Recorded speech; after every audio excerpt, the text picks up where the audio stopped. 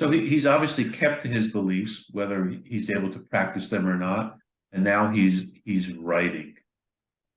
What does is it correct to call it the religious anthology? Is that the right I terminology? mean, I You would call call it it that. I mean, I call it that. Let me maybe share some pictures of it so people can see what it looked like. Here, a second. Screen share.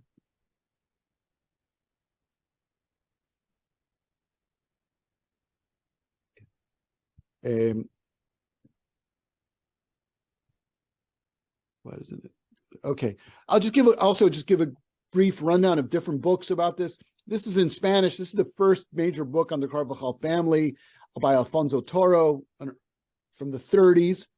And this kind of set the stage for scholarship. Seymour Liebman wrote a very important book on a collection of different writings of Carvajal based on what we had from the Inquisition.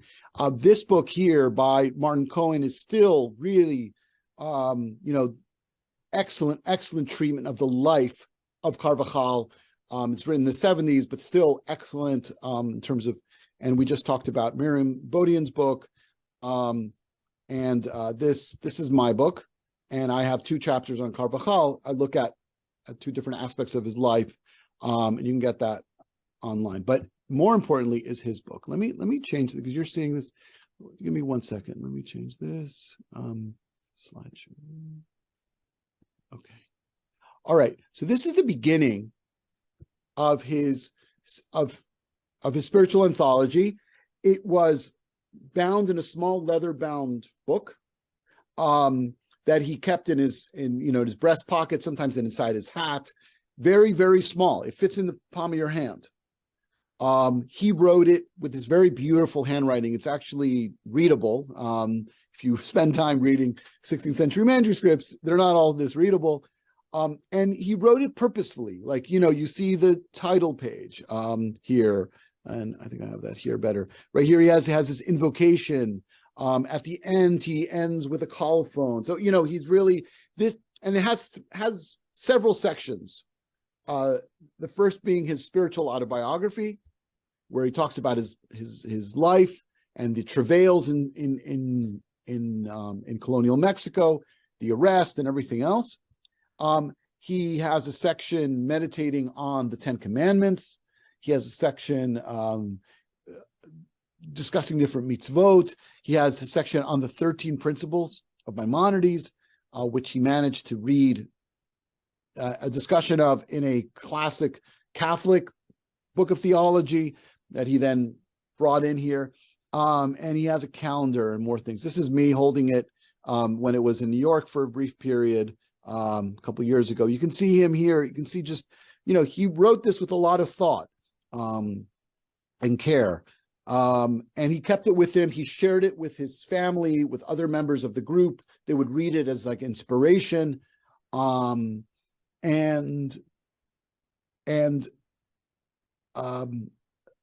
book was found, when he was arrested a second time, and was put as part of his trial record, which is very, very extensive, because it's not only him, it's all his family members who were on trial twice. And it was in the National Archives of Mexico until 1932. And in 1932, a mysterious person came and went and took the manuscript. And it's been unclear who ever took it. There's this small book by Ilan Stavans, The Return of Carvajal, which touches on some of the backstory of how the theft might have happened and what happened later. Well, what happened was, all the years I was working on this book, and I've heard of this book, no one had access to the original. There was a copy of the autobiography, and that was it. And as my book is actually coming out in 2016, there's a news story in the New York Times, about Leonard Milberg, a very respected and important collector of Judaica, was approached by Swan Gallery to buy this book. And he smelled a rat, he looked into it, and then contacted the FBI. Because this was in fact, the stolen manuscript that's been gone for 7 decades, and it was returned to Mexico, but not before his alma mater, Princeton University, scanned it beautifully. And anyone listening to this can go on to the Princeton University website. That's why I'm staying here, and you could see it for yourself. It's beautifully done. It's very easy. No, you don't have to pay any money. It's all here for the benefit of humanity. And it's a beautiful beauty. I mean, you can really see what it's like. And yeah, so that's a little bit about where is it now? Where is it now? So the actual manuscript is now housed at the University of the Museum of Anthropology in Mexico City. If you have a chance to go to Mexico City, you should definitely visit the Museum of Anthropology. It's one of the beautiful museums and architectural gems of the city, and it is housed there, but incredibly difficult to get access to. I have not been successful to date, but because of the transcription, because of the digitization, it means that I'm currently working with 2 colleagues on this. My dear friends Jesus de Prado Plumed and Ignacio Chuecas, who are both based in Santiago de Chile. We're working collaboratively on a new edition and translation and study of the manuscript on its own. So that's we're working on this, and it's very exciting and a really fun project to do. And I'm learning. Again, I've worked on Carvajal since my graduate years, and which was a long time ago, and it's an amazing thing to have this, because so many things get opened up from it, right?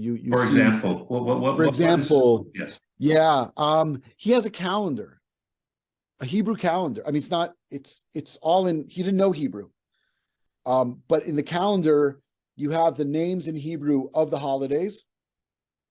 You have the names of the Jewish months, right? So Cheshvan, Shvat, right? He has 1 to 10 transliterated. So he has Ehad till Tisha, transliterated. And that's just like there's no, I'd have to I and my colleagues have to go through all of the testimony again, but I don't remember anyone ever asking him questions about the calendar. But we know how important a calendar is to be a Jew.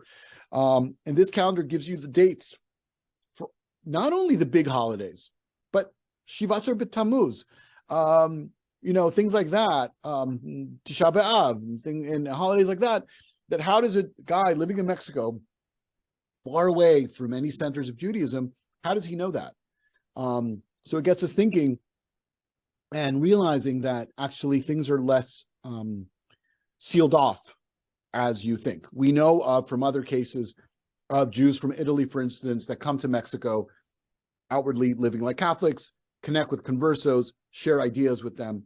And so clearly you see that kind of global exchange of ideas and books and idea and knowledge being played out there. So yeah.